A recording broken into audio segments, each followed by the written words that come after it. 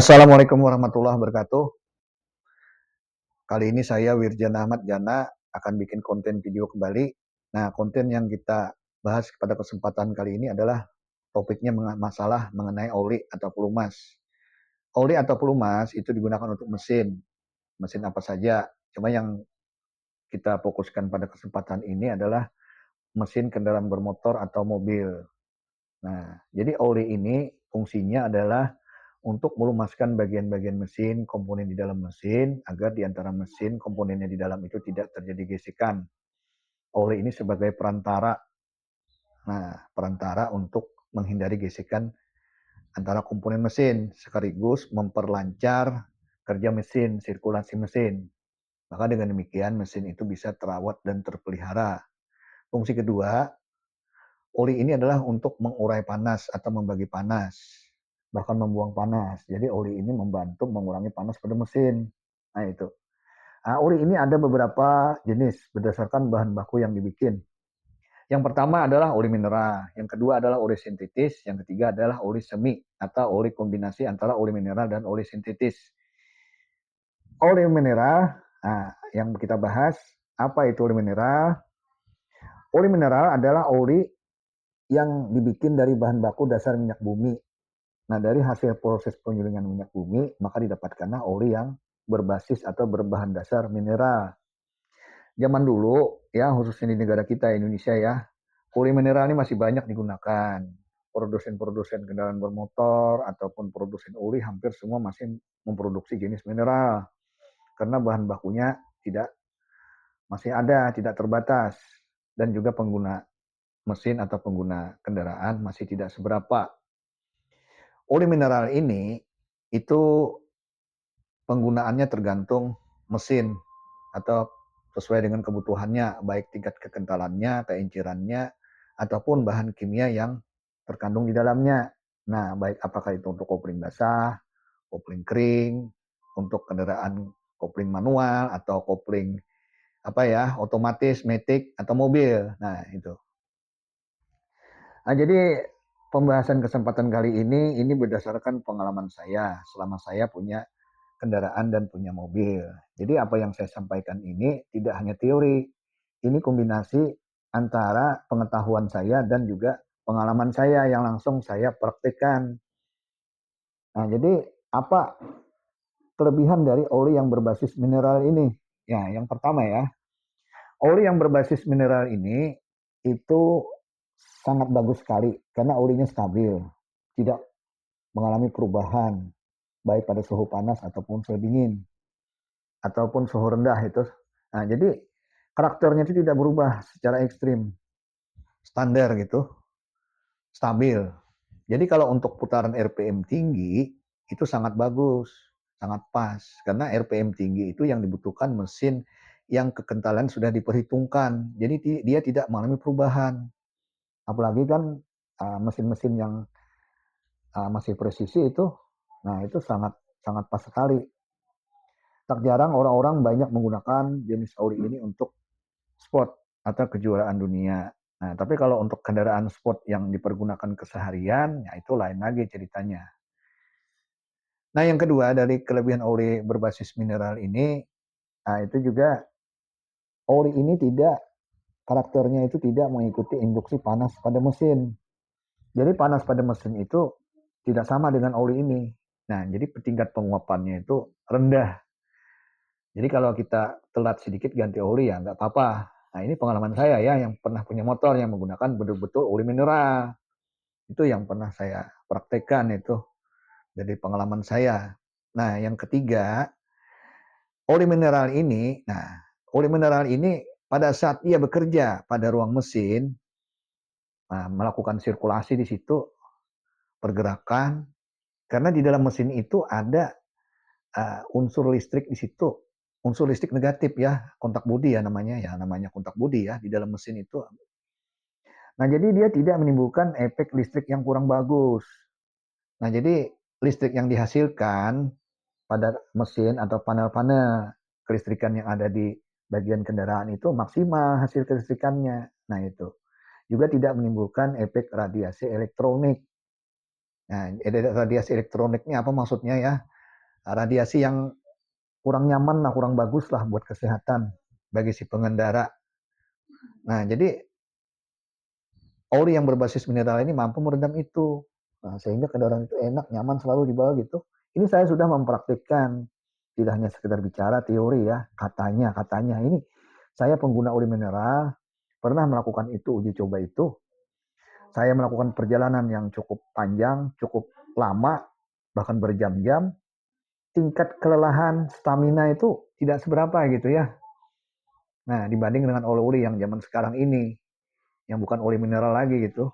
Juga kendaraan itu enak kalau digeber, ada akselerasi, dan juga pada kecepatan tinggi, lincah lah gitu, enak lah gitu, enteng lah gitu. Bahan bakar pun juga terasa lebih hemat rasanya ya, kalau saya menggunakan oli ini pada zamannya dulu ya. Pada masih banyak orang yang memproduksi oli mineral ini. Nah, yang selanjutnya, yang keempat, kelebihan oli mineral ini sangat bagus digunakan untuk kendaraan yang sudah berumur. Karena itu apa tadi? Karena oli mineral ini tingkat keenciran itu tidak mengalami perubahan. Nah, pada saat suhu panas ataupun suhu rendah dia stabil pada kisaran sebegitu, tidak terlalu berubah terlalu drastis lah. Jadi kalau kita mengharapkan oli yang kental, spek yang kental untuk kendaraan lama itu kekentalannya tidak berubah. Jadi pada saat mesin panas, mesin itu tetap bunyinya halus, tidak kasar, tidak berisik. Nah, itu beberapa kelebihan dari oli mineral ya. Masih banyak lagi kelebihan yang lain. Nah, tapi yang kita bahas cuma yang harus kita ketahui itu dulu pada rekan-rekan pencinta pengguna otomotif ya. Nah, juga beberapa kekurangan dari oli yang berbasis mineral ini ya. Nah, yang pertama ya, oli ini sangat susah sekali didapatkan pada zaman-zaman saat ini ya, zaman-zaman sekarang ini. Kenapa? Karena bahan bakunya itu sudah hampir terbatas. Pabrikan-pabrikan oli pun sudah jarang memproduksi ini. Bahkan pabrikan-pabrikan otomotif pun jarang. Kecuali ada pesanan tertentu untuk keperluan tertentu, misalnya kan untuk balap, untuk racing. Nah, itu bisa diperoleh atau didapatkan.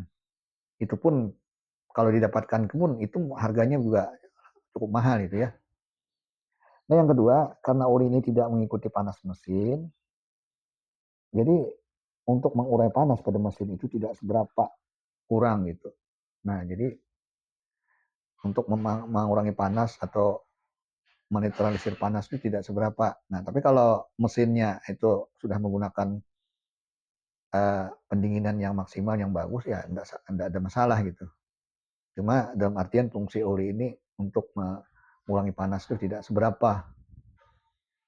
Nah, yang selanjutnya yang ketiga, apa kekurangan dari oli mineral ini? Yang itu karena oli ini dari bahan baku mineral, itu karena diambil dari dasar minyak bumi, itu banyak terdapat logam-logam yang tidak bagus untuk mesin atau zat-zat tertentu seperti asam misalnya atau sulfur di situ yang akan menimbulkan karatan pada mesin. Apalagi mesin itu jarang dihidupkan. Nah, itu. Tapi kalau oli yang mineral yang untuk menengah ke atas ya, itu mungkin ya produksinya itu lain lagi, kualitasnya itu lain lagi. Karena mungkin beberapa proses yang secara detail dan cermat yang menghasilkan oli yang berkualitas bagus. Nah, itu beberapa kelebihan apa kekurangan dari oli mineral. Untuk selanjutnya yang kita bahas adalah oli sintetik atau sintetis. Apa itu oli sintetik atau sintetis? Nah, ya. Oli sintetik itu dari apa ya? Kata sintetis atau sintetik itu definisinya adalah barang yang bukan aslinya menyerupai aslinya, baik itu bentuknya, fungsinya atau manfaatnya. Itu sintetis namanya. Barang alternatif. Nah, barang pengganti. Nah, karena oli mineral ini sudah terbatas jumlahnya, maka oli sintetik ini dibikin oleh alternatif ini. Nah, jadi dari bahan bakunya itu adalah bahan alternatif. Nah, ini saya berpendapat ya, ini berdasarkan pengalaman saya ya. Kita boleh berpendapat beda, silang pendapat, tapi tujuan baik, kita berdasarkan pengalaman kita masing-masing. Nah, yang penting kita tujuannya baik, berbagi pengetahuan. Kalau melihat dari tekstur bentuknya itu ya, oli ini berasal dari bahan baku tumbuhan. Nah, dari minyak sawit di situ dibikin oli sintetis ini. Nah, kata orang katanya oli sintetis ini dari hasil proses ya oli mineral. Itu boleh berpendapat mereka. Tapi kalau saya, berdasarkan pencermatan saya, itu dari bahan baku tumbuhan dari minyak sawit. Nah, jadi oli sintetis ini juga dibikin itu berdasarkan kebutuhan mesinnya, mulai dari tingkat kekentalannya dan bahan kimia yang dilarutkan di dalam oli itu. Apakah itu untuk kopling basah ataupun kopling kering. Nah, yang kita bahas adalah apa kelebihan-kelebihan pemakai oli yang berbahan dasar sintetis ini. Nah, yang pertama, oli ini sangat mudah sekali didapatkan di mana-mana gitu. Kita beli bisa di mana-mana, hampir semua produsen oli sudah memproduksi oli sintetis. Apakah itu produsen kendaraan bermotor ataupun produsen oli, semua hampir semua, mulai dari tingkat harga yang murah sampai yang mahal, mudah sekali didapatkan. Itu yang pertama. Yang kedua, karena oli ini karakternya dia mengikuti panas mesin, suhu mesin. Jadi sangat bagus untuk membagi panas, mengurai panas, mengurangi panas, bahkan membuang panas pada mesin. Jadi fungsi fungsi oli ini sebagai apa? Membantu mengurangi panas pada mesin. Nah, itu yang kedua. Nah, yang ketiga, oli ini karena bahan bakunya sintetis, bukan dari dasar minyak bumi ya, itu tidak mengandung unsur logam-logam yang berbahaya gitu, yang kurang bagus bagi mesin. Jadi mesin itu aman, aman gitu, yang tidak menimbulkan karatan. Nah, itu. Nah, yang keempat, oli sintetis ini kelebihannya karena bahan bakunya sintetis, itu dia bekerja pada mesin, itu bisa menyesuaikan dengan kondisi mesin. Pada saat dia panas, dia mencair. Pada saat dia suhunya rendah, dia masih kental. Nah, jadi kalau untuk iklim di negara kita seperti Indonesia ini sangat pas sekali ini untuk pemakaian keseharian, apalagi dalam pemakaian jangka waktu yang cukup panjang itu. Nah, misalnya berjam-jam gitu. Karena apa? Kelebihannya tadi ya mampu membantu mendinginkan mesin. Nah, perubahannya itu menyesuaikan dengan suhu mesin, apalagi mesin yang diharapkan presisi di situ ya. Dibutuhkan oli-oli yang encer di situ. Maka oli sintetis ini cocok untuk dipakai diperlukan keseharian. Nah, itu kelebihan dari oli sintetis. Nah, ada juga kekurangan dari oli sintetis ini. Ya, yang pertama, karena oli ini basisnya sintetis, karena dia mengikuti panas mesin, nah, cenderung tingkat penguapannya itu lebih tinggi. Nah, ini saya ya membuktikan sendiri. Ini pengalaman saya ya. Saya pernah mengganti oli itu. Saya pengguna oli mineral, oli sintetis. Jadi saya celupkan jari saya ini pada saat oli itu dikeluarkan, kondisi mesin masih panas, ya hampir sama dengan panas pada mesin. Nah, jadi oli ini mampu uh, induksi pada mesin dia. Nah, makanya tingkat penguapan jenis oli ini sangat tinggi. Makanya jangan ganti oli itu jangan sampai terlambat atau telat gitu. Yang kedua, kekurangan dari oli ini ya, oli ini kurang bagus digunakan untuk putaran RPM tinggi. Karena oli ini perubahannya drastis. Pada saat suhu panas dia mencair, pada saat suhu rendah dia masih kental. Kalau untuk kendaraan yang sport, nah untuk RPM tinggi, yang jadi kekhawatiran itu ya mesin masih belum bisa memanaskan maksimal. Apalagi kan di iklim-iklim yang dingin gitu ya, seperti di Eropa gitu. Nah, kurang pas ini. Kalau mesin yang masih presisi itu yang diharapkan oli itu encer. Makanya oli ini tidak pas kalau digunakan untuk putaran RPM tinggi. Nantinya mesin itu cepat aus dan rusak. Nah, itu. Yang selanjutnya, oli ini juga ya. Nah, yang ketiga ini kekurangannya. Oli ini dia kalau bekerja di ruang mesin, melakukan sirkulasi pada mesin, itu karena di ruang mesin tadi saya katakan ya, ada medan listrik di situ, arus negatif namanya, terjadi sirkulasi di situ, cairan di situ, mengeluarkan listrik yang kurang bagus gitu, kurang maksimal, hasil kelistrikan itu kurang maksimal, yang ada panel-panel listriknya itu.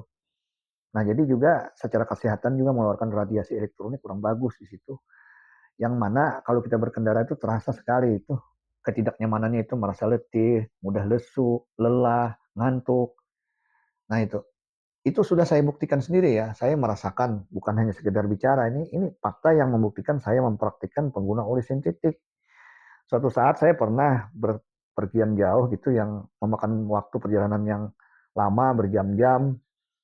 Jadi selama saya menggunakan oli sintetik ini terasa gitu, terasa letih, lesu, lelah gitu ya.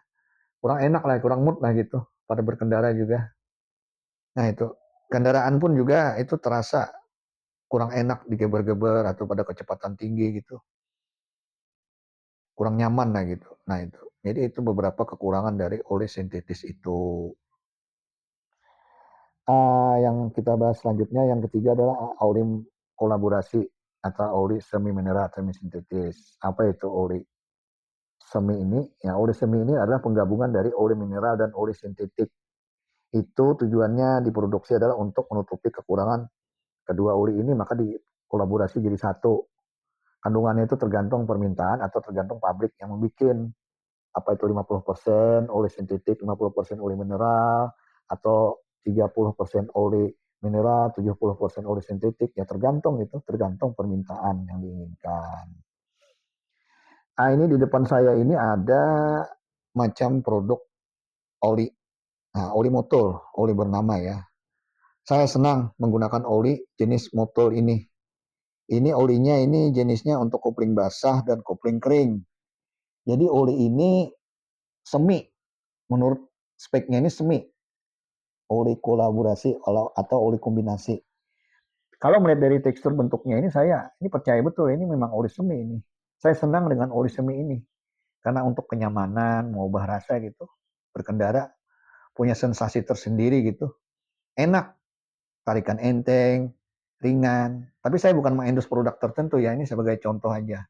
Tapi kalau pengguna otomotif, pemakai kendaraan, kalau kendaraannya masih baru dibeli, nah tolong ikuti rekomendasi pabrik. Karena rekomendasi pabrik itu sudah melalui beberapa kajian dan melalui beberapa uji coba. Jadi tidak diragukan di situ. Tapi kalau untuk mengubah rasa, kalau kendaraannya sudah berumur misalnya 6 bulan, 1 tahun, ya boleh aja kita menggunakan oli eksternal. Yang terakhir saran saya ya, gunakan oli, kalau kita pengguna oli eksternal, gunakan oli yang bermerek ya. Jangan asal pilih oli yang bernama. Nah itu yang pertama. Yang kedua, cari atau beli, dapatkan oli di tempat-tempat yang sudah ternama, terkenal, toko-toko yang sudah terkenal gitu, atau nah dealer-dealer yang sudah resmi. Kenapa? Karena banyak akhir-akhir ini oli-oli yang dioplos, oli-oli palsu itu. Nah itu harus hati-hati kita pilih dalam melihat mengganti oli. Nah ganti secara berkala, beraturan, sesuai petunjuk, bisa dilakukan oleh ahlinya atau secara mandiri. Demikian apa yang saya sampaikan. Mudah-mudahan apa yang saya sampaikan ini bisa bermanfaat buat kita semua, pencinta otomotif, pengguna kendaraan. Subscribe, tekan loncengnya, nantikan video saya selanjutnya. Assalamualaikum warahmatullahi wabarakatuh.